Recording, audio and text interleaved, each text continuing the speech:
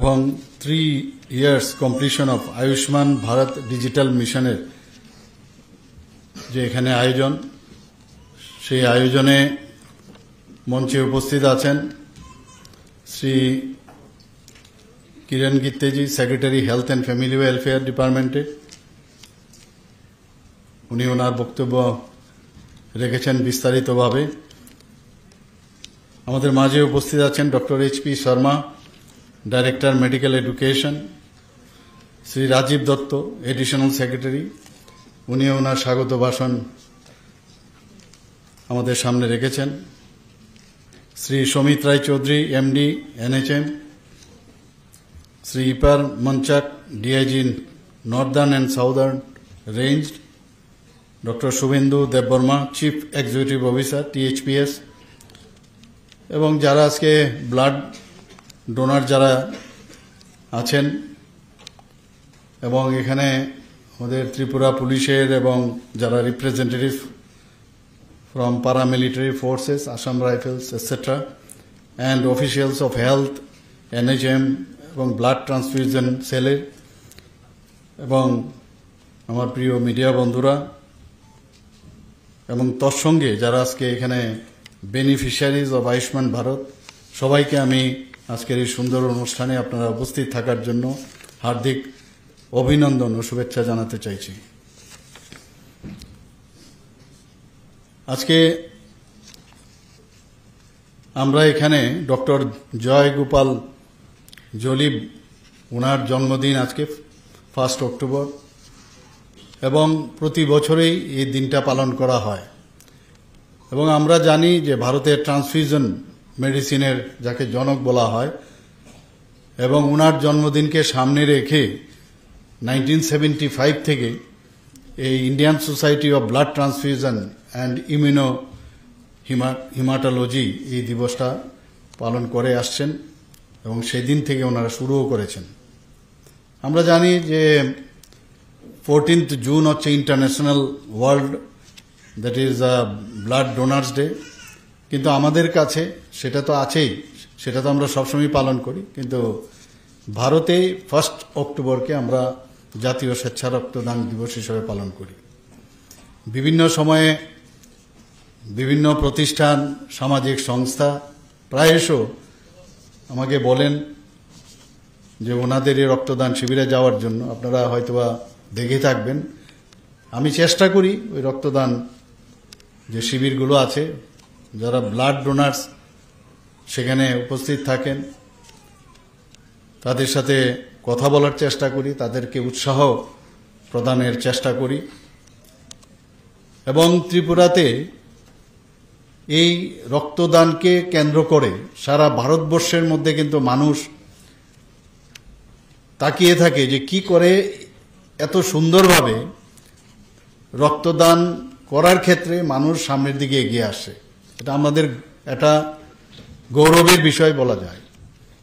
আমরা জানি যে আমাদের যে ব্লাড ব্যাঙ্কগুলো আছে, সেখানে যে চাহিদা, সে চাহিদা পপুলেশনের 1% থাকতে হবে।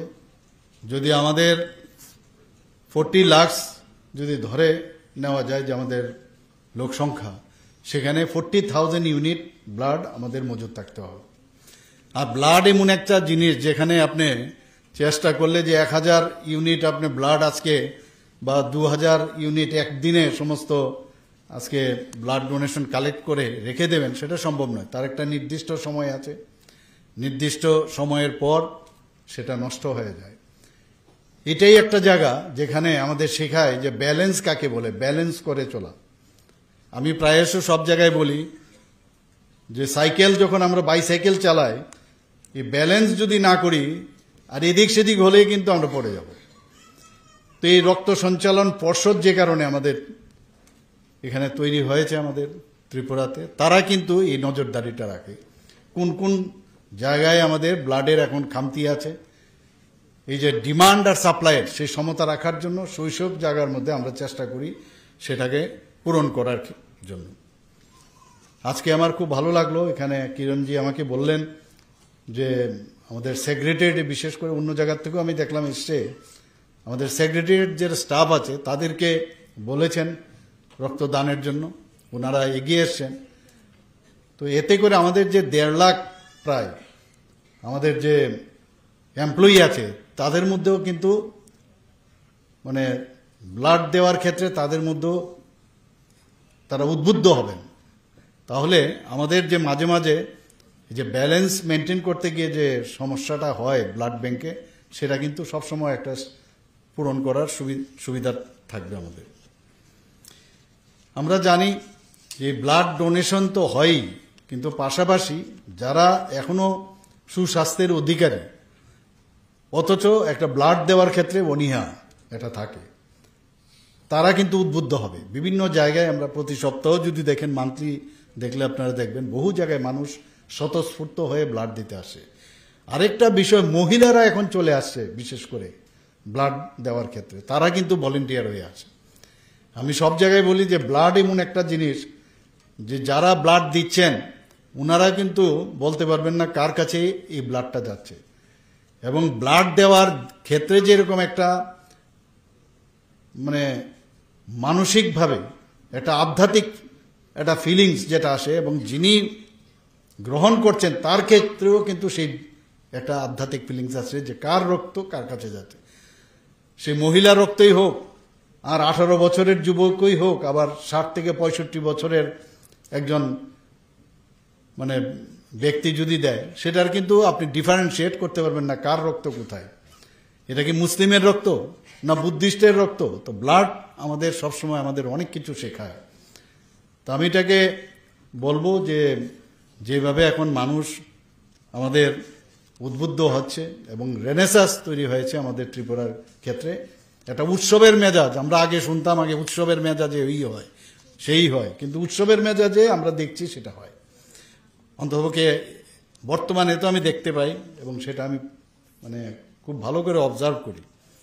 আমরা জানি যে পুরুষদের ক্ষেত্রে আমরা মাসে 3 বার করে করে ওরা রক্ত দিতে পারে, মহিলারা মাসে 4 মাস পর পর রক্ত দিতে পারে। 3 মাস পর পর পুরুষরা আর 4 মাস পর পর মহিলারা রক্তদান করতে পারে। এই বিষয়গুলো এই কারণে বলছি, এই জেনেও কিন্তু আমাদের মনে থাকে না এই বিষয়টা। এবং আমার মনে আছে কিছুদিন আগে আমি বর্ডার এলাকায়, এখানে আখাউড়া বর্ডারে একটা রক্তদান শিবির হয়েছিল। আমি যখনই যাই প্রথমে জিজ্ঞেস করি তোমার ব্লাড গ্রুপটা কি, কতবার রক্ত দিয়েছ। তো সেখানে একজন মানে মুসলিম এক ব্যক্তি আমাকে বলছেন 100 বারের উপরে উনি রক্ত দিয়েছেন। আমি শুনে তো অবাক হয়ে গেলাম। আমি বলেছিলাম যে ওর সম্পর্কে আমরা খবর নেওয়া, আরও ডিটেলস নেওয়া, সত্যতা যাচাই। নিশ্চয়ই উনি যখন বলেছেন সত্যতা, এখানে বাকি যারা আছে ওরাও বলছে, তো উনাকে অ্যাকচুয়ালি পুরস্কৃত করা উচিত, ওনাকে ধন্যবাদ দেওয়া উচিত, ওনাকে সম্মান আমাদের তরফ থেকে দেওয়া উচিত। এইরকম ব্যক্তিও ত্রিপুরাতে আছে এবং রক্ত দিতে গিয়ে কিন্তু অনেক